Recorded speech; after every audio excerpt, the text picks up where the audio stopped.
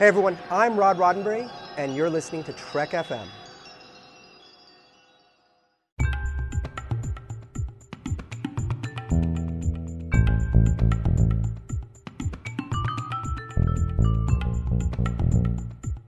Hello and welcome to Stage 9, Trek FM show about the people who make Star Trek.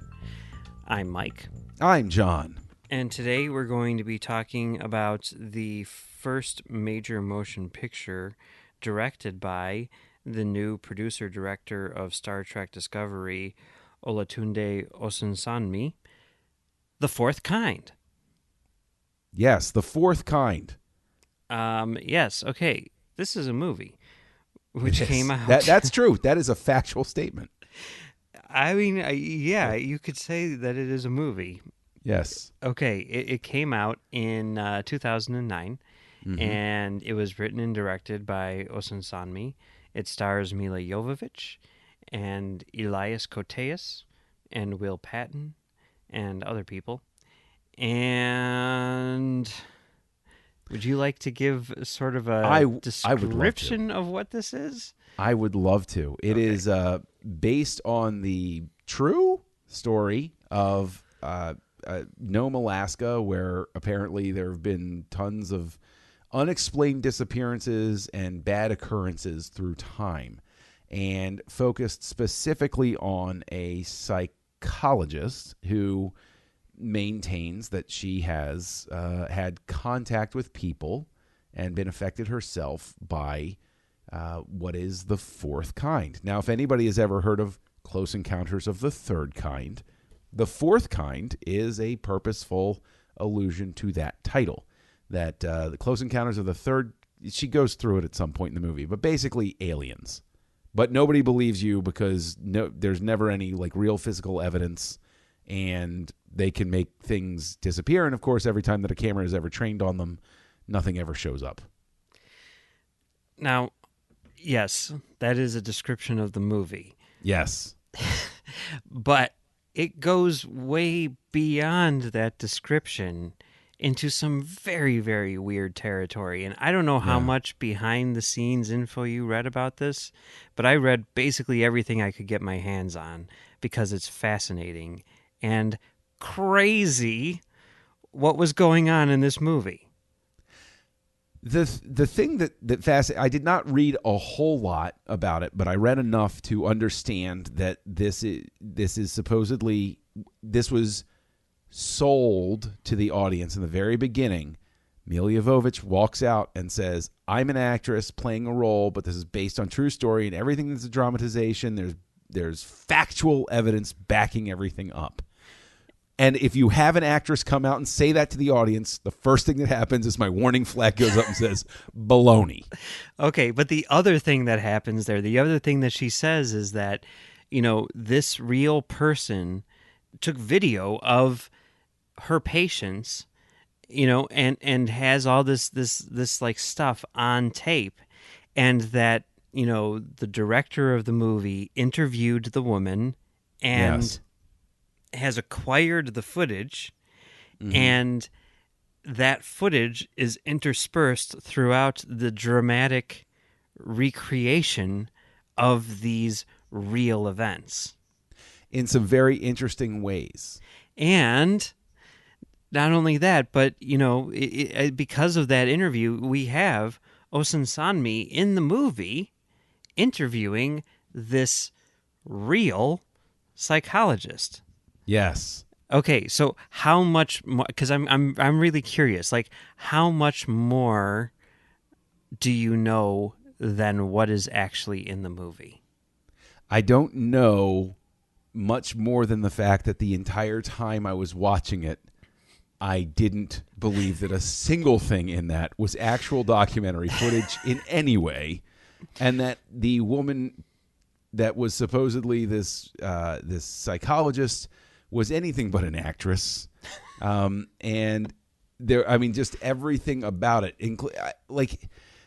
I'm trying to remember the name of it, but at the time Blair Witch came out, there was this other movie that was, and I can't remember the name of it right now, but it was actually structured better than than Blair Witch. And the whole thing was, it was presented as a guy who was doing a documentary, and so they have an excuse to have him talking to the audience, narrating what's going on, and saying what I'm about to show you is actual documentary footage. But the whole, and then the whole thing is revealed as, no, this was all made up as you're going along. So, I don't know. I mean, did people really believe that this was legit when it came out? I don't believe that. Like, I mean, the way that it's told, like, you'd think like there's some sort of kernel of truth there, right? Like, I mean, because they say, like, I mean, first off, you've got Mila Jovovich, coming out at the beginning saying, like, I'm Mila Jovovich. You've got the director on screen interviewing this person, and you've got, like, literally, like, the real person and the actress, and they do this weird, like, split screen thing where they'll show, like, the real footage with the dramatic footage and everything side by side, and everything like that. And, like, the way that it's presented, like, they push that this is reality hard, right? And at first I'm like, okay, but then they do things where, like, there's times where it's like actual footage, like actual 911 call, and you start, like, seeing, like, well, okay, it says actual here, and on this part it doesn't. Like, this shot says real footage from inside of a cop car, and then there's another shot which doesn't say that, and you're like, oh, do they fake that one? And is that one real or whatever? And, the lines are so blurred, and as far as I can tell from what I've read, like, this movie is 100% fake. Yes. Like, there isn't even a real psychologist by this name. That doesn't surprise me at all. No, I mean, the artifice of it shows through in the fact that it, to speak to your point about, like, oh, what's real, what's not, is it, if there was this much documentary footage of these events, this movie would not have been the first time that I would have heard about it, or that you would, like, this would have been something that everybody would have talked about before the release of the film, where they would have said, oh my gosh, that crazy story. Did you see that 9/11 footage? Did you see that?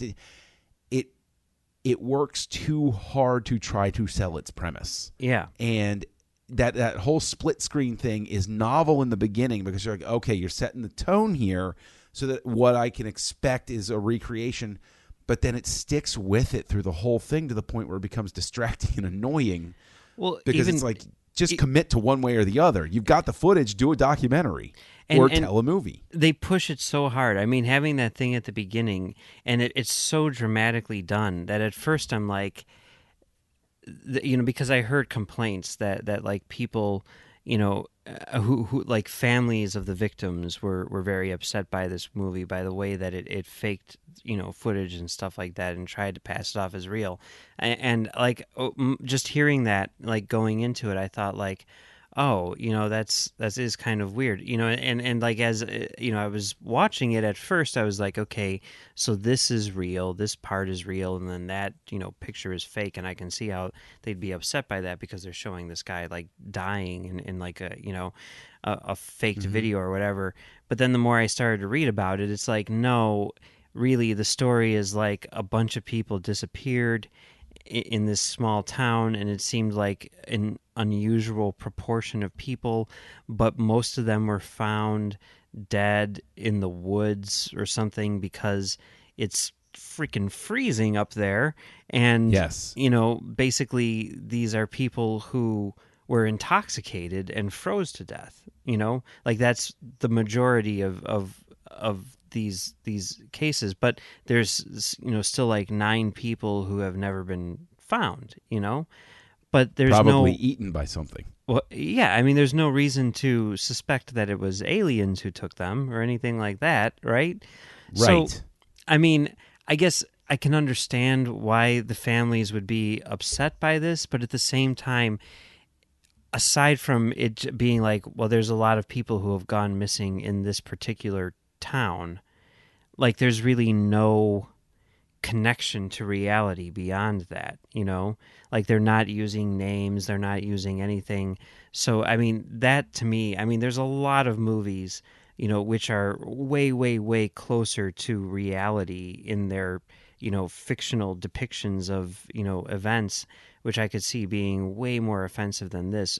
Maybe it's just the fact that this movie tried to push so hard that it was real, but it's not like they were using, Well, I mean, it's upsetting on principle that you're manipulating somebody's tragedy that is directly relatable to a real town / situation. I guess like I guess I if could it is see that. Yeah. if it's completely fabricated, which it is, why not set it in a fictional town and say it's in Alaska, but we're not going to tell you what town this is based on? Yeah. The fact that it used a real town to try to sell it is where I can understand why a family living there would be like, hey, this is tough. You don't need to drag us into this.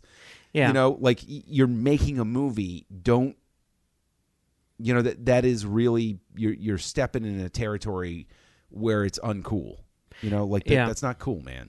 I guess I can see that, The thing is that the movie would have played better if they had just committed to, this is inspired by true events, and instead of trying to do the fake documentary footage, just have a movie. Yeah. That's enough to make you say, ooh, okay, that's the ultimate selling line to get you to play along. Yeah. The Doors by Oliver Stone is based on true events. Right. Or even like the Mothman prophecies is based on true events, Right. And I mean, and that is, I mean, I'm in 100% agreement with you. I had the same exact reaction when watching this, which is just like, the documentary footage is done so badly in a sense that I'm just constantly taken out of what may or may not be a decent story every time you try this gimmick, Yeah. And I mean, I don't know, like the regular movie stuff is pretty decent, I mean, like the people who they get, to be the real people, the quote unquote real people, they are not good actors. Well, I think that they make a classic mistake of saying don't act too much, and so like that's, I guess, a poor direction to give to an actor. Like a lot of times with an actor, you have to be pretty specific to say this is specifically what I'm going for. Sell me on it, instead of saying tone it. Like it really seemed like the direction was just pull it back, just don't rehearse it, just let it happen, and that can sometimes produce what you see here in this movie. But they do have, and this is, I think, the really frustrating thing about the fact that the gimmick doesn't work is if they had committed to a movie and just done a movie, they have good actors in this. Yeah, like everyone who's like the fake people, like Mila Jovovich and Elias Koteas and Will Patton and everyone, they're really solid, Yes. Yeah. So Yes. it's very strange. It's a very strange movie, and I understand what they were going for, but they just push it way too hard. And it's, it's like one of those things where it's just like, someone's like, it's real. Believe me, it's real. It's real. It's real. And it's like, why do you keep on repeating this? You're going to make me start to believe that it's not real, and it's not. Well, I think, I mean, looking at it, like for me, it became interesting to watch strictly because it really is a textbook study in where you can see the idea and somebody saying, I've got a really interesting way to put it together to sell it, to take the structure in a different way, to say there are a lot of found footage movies. Let's do it in a different way. Let's try to do a spin on this. And so I give credit for that, because it's obviously an idea that he had where he said, here's the thought. We're going to do found footage, but we're going to blend it, and then we're going to lie to them outright, and we're going to be clever about it to try to fool everybody. And so the concept, it's really interesting to watch from the vantage point of seeing how a concept can't, sometimes a concept is a really good concept, but it's just not the right time or the right way to execute it at this point. Yeah. And I mean, this has been done before in kind of a weird, different way. I mean, if you think of like, Rescue 911 or any of those types of shows, dramatic retellings of real events. That's true. Is that In Search Of wasn't that right? In Search Of was just like kind of like a documentary thing. Yeah, that was just documentary type stuff. But the thing is, this is more like Hollywood Babylon with Tony Curtis, which was on VH1, if I recall correctly, in the 1990s. Did you ever watch Hollywood Babylon? No, every time you say Hollywood Babylon, I think you're referring to the Kevin Smith, Ralph Garman podcast, but which I do listen to, which is good. Hollywood Babylon was a television show with Tony Curtis inexplicably wearing leather gloves as he talked about the different legends of Hollywood. That's kind of ominous. I don't know about that. Yeah, no, it's it was a real treat, man. It was. Yeah. I mean, it was a TV show that I watched because it was so reliably bad. I was like, yeah, let's do this. Mm-hmm. But that is sort of where this finds itself. And what's doubly frustrating is there are like, Elias Koteas, he does a good job with his role. Everybody does a good job with their role. Like, it's just so frustrating that you see this hint of a good movie sitting in there. It looks good. I mean, the photography is really nice. The editing is interesting. I mean, they're trying a lot of things, that don't work, but, they're trying. And, I mean, it's just kind of like crippled by this weird, I give them credit for trying something new, but it doesn't work. I think that the biggest thing that blows it up right out of the gate is having Osun Sanmi in the movie. Yeah. And as soon as I saw him on screen, it was like that was the final chance of me ever believing any of this was real evaporated in that moment. See, like, to me, I was like okay with it because for one thing, I was like, this is cool. I was getting to see Osun Sanmi on screen. Hey, this is our guy, right? This is cool. You're going to get to really see him and, see how he is as an interviewer and whatnot. But he is not a good actor. That is true. He is a very not good actor. But part of it, I think, is also the editing. Like, there's a lot of times where, the real psychologist will be telling her story, and then it will cut back at the most random times to the most random reaction shots of him as he's just like, interesting. Or my favorite, like, let me write a note down on this piece of paper. Yes. Like, what are you doing? It does not work. It does not work. And like the graphics on screen are like, it's got his name in the background, like presented interview with. Yes. Because like the premise was that it was supposed to be, I read this whole story like, because it's like Chapman University, I guess. Yeah. Which I think is in California, right? I guess. Yeah. Anyway, that's where he went to school. And apparently, like, the idea behind that footage is that it's supposed to be like broadcast on the school, like, local public access channel or whatever. And the reason why like it has that the logo and everything was because basically he went to the school and said like, hey, I'm making this movie, I graduated, hey, Chapman, you represent whatever, can I use the school logo on here and just as a nice little nod to my education and stuff. And they're like, yeah, that's cool. They like read the script and whatever. Right. And like the footage had already been shot, and they're like, yeah, and then like I saw like an interview with like the publicity department of the school, and they're like, to us it was obvious that this was a War of the Worlds type of thing, Right. And we thought like, that's cool, whatever.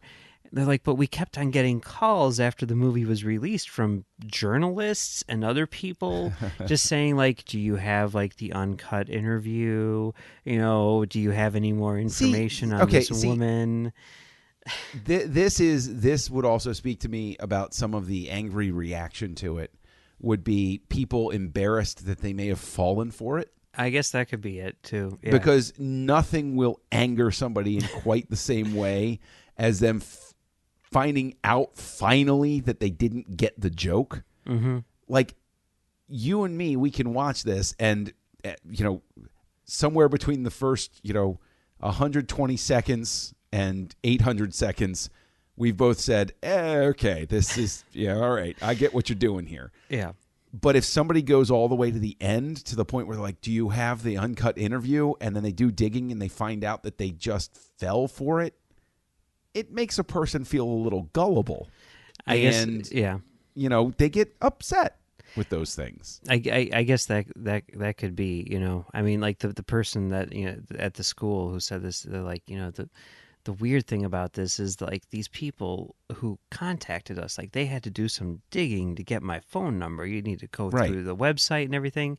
And they're like, why wouldn't they just go to like IMDb and find out instantaneously that it's not real?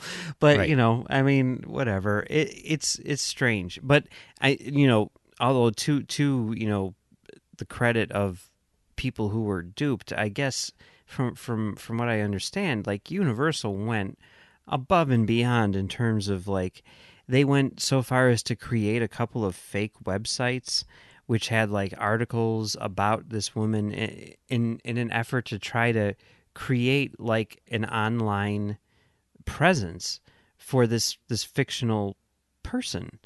So much so that they actually published a story which supposedly came from a real Alaskan newspaper, and the newspaper got mad and sued them and forced them to take rightfully so, Mike. Rightfully so. I agree. But I mean, that's how far they were trying to push the reality of this thing. But it's the pushing of the reality which sort of makes the reality fall apart. I mean, the found footage movie has become its own like subgenre. I mean, It was unique when Blair Witch came out. That was like a big thing. And, anyone, if you ask them outright, like, hey, is this fake? They'd be like, yeah, just don't tell anyone. But they right. like for like the first couple months or whatever, they kept the stars out of like all the press and stuff like that. They had that special on the Sci-Fi Channel, The Curse of the Blair Witch, which honestly I believe is better than, the movie itself. But now it's become like a thing, like to the point where, like, I've talked to a number of young ones who have, sort of grown up on these movies. And like when the sequel to Blair Witch came out, this summer, they're like, what is this? I've heard of this movie. I've never seen it. Oh, it's just like all these other movies. And it's like, no, guys, all those other movies are just like this, Yeah. But yeah, so I mean, trying something new with it is interesting, but it doesn't work. And I'm wondering if like audiences have become desensitized to the found footage movie to the point where you have to have Mila Jovovich get up before the movie and say, all of this is real. I know that I'm a fake person, but all of the other things are real, just so that people have a chance of believing that it's real. Yeah, there are better ways to sell it even than that. And I think that also, I mean, as we're talking about it, I think that the funniest thing, and somebody's probably made a movie like this or is about to make a movie like this. We're possibly in an era where we've become so desensitized to the found footage movie that something real is going to happen and nobody's going to believe it. Mm-hmm. And they're just like, yeah, whatever. Like, it's basically the found footage movie is The Boy Who Cried Wolf. Yeah. And then like aliens are going to show up next year and be like, hey, what's up? We're going to eat y'all. And we're just not going to, we're going to say, yeah, this is some publicity stunt and we're going to be eaten. Maybe you have to find the Leonard Nimoy. Maybe. Like, you need to have somebody who has so much authority and respect going into it that it transfers onto the story. Maybe that's the key. Yeah, and I mean, it's weird. It's weird what people believe and what they don't believe. and I'm curious as to like the reaction, but I don't know. I mean, I wonder, like, were people who thought it was real outraged, or was it the people just who live in the town, like you were saying, who are I think like both. Yeah. I do. I think both. I think the people living in the town had a right to be outraged, and then I think that there were probably people who fell for it, and then when they found out it was fake, they got upset. But and I think that UFOs definitely inhabit a territory where people really want to believe that they're there. Oh yeah, we're all Fox Mulder. Yeah, I guess. I mean, it's really it's just, it is. It's a thing. And it's, this movie, again, it's not a good movie, but I have to give him credit for trying something new. It's one thing to make something the exact same way everybody else is making it and have it flop. Mm-hmm. It's another thing to say, I'm going to go for broke, and it doesn't work. I can respect going for broke, and it doesn't work because you went for broke. Yeah. It's okay to fail. You're going to learn from it and carry that forward and say, this is what doesn't work, and I can refine my style and make it better because of it. Yeah, I kind of had an opposite reaction, but like sort of ending up in the same place when I first saw Memento, where I was like, everyone's like, this is one of the best movies ever made. And I'm like, it's cool. And, people are like, I can't wait to see Christopher Nolan's next movie, that sort of thing. And my thinking was like, well, he found a gimmick that worked. And, that's what this movie sort of relies on. I'm very skeptical that if he were to make just a straight up regular narrative, that he would actually have the talent which he would, demand out of a feature filmmaker, and then he made Insomnia, and I'm like, okay, yeah, he does have that talent. That's cool, good. So, yes, nice to see that he's a real filmmaker.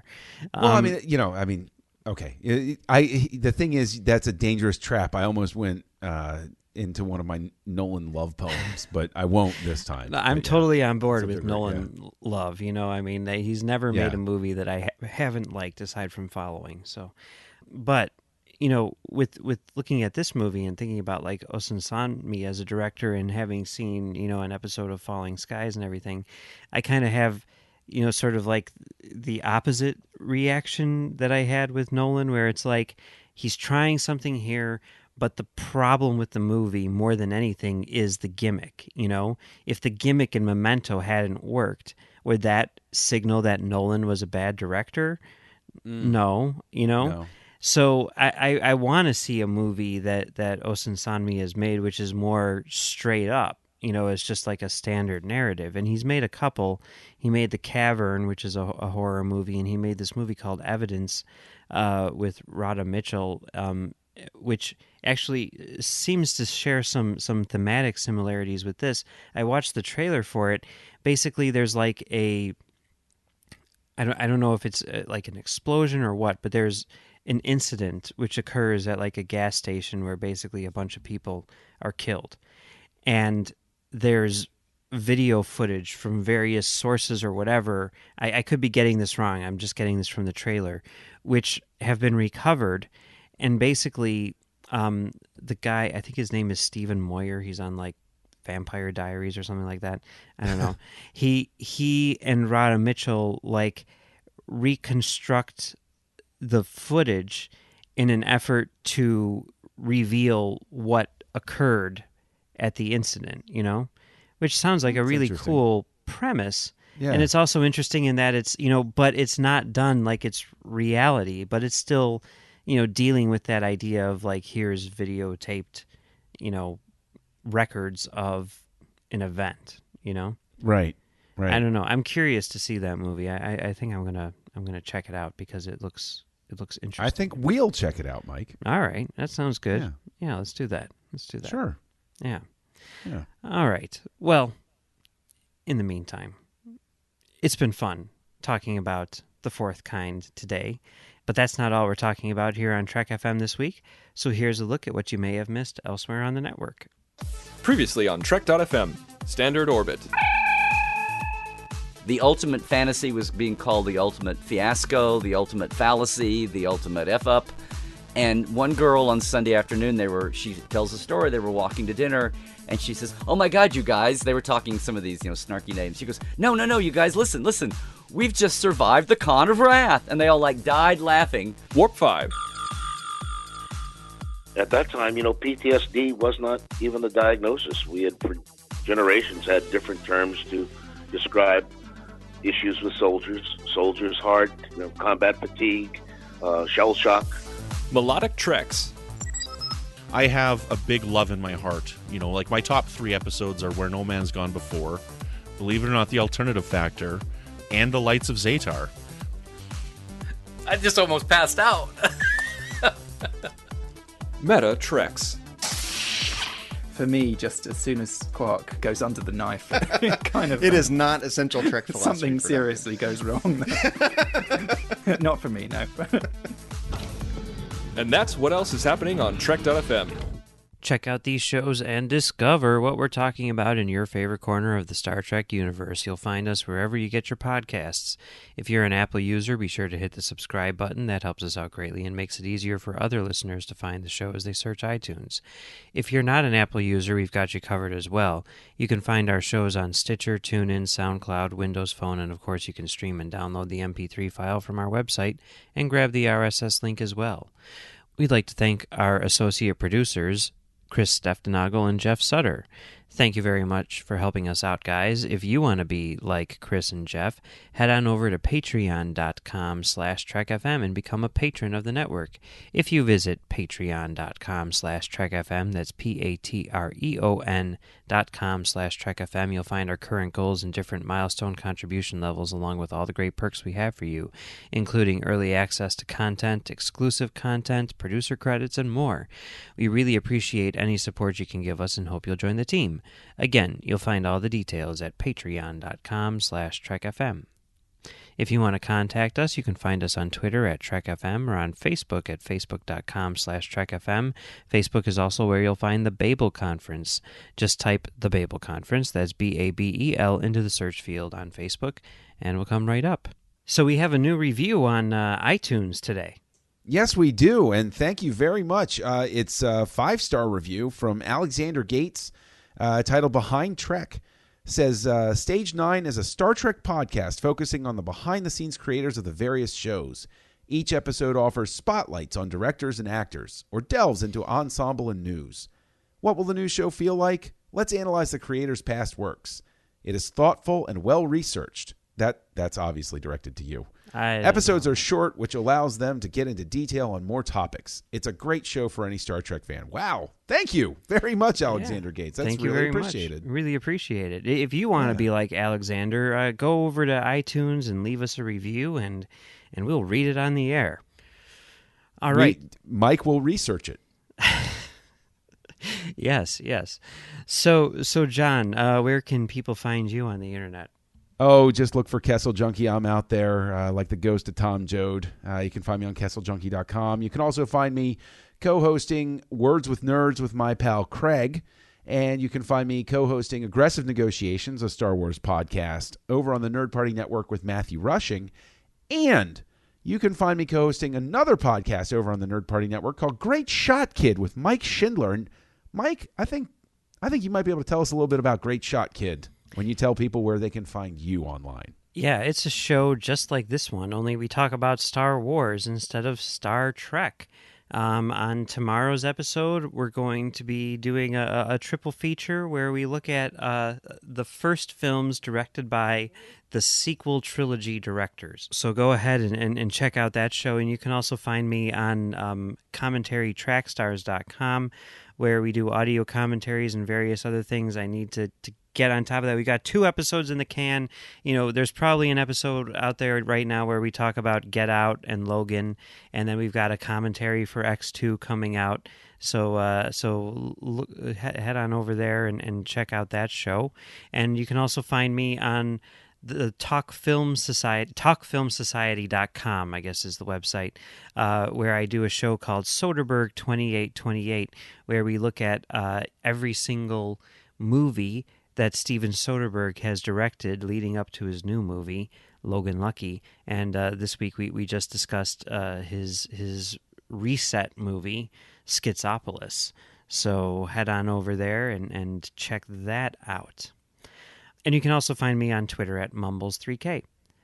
All right, well, that's it for this week. Next week, we're going to take a look at an early comedic role by William Shatner in the feature film Loaded Weapon 1.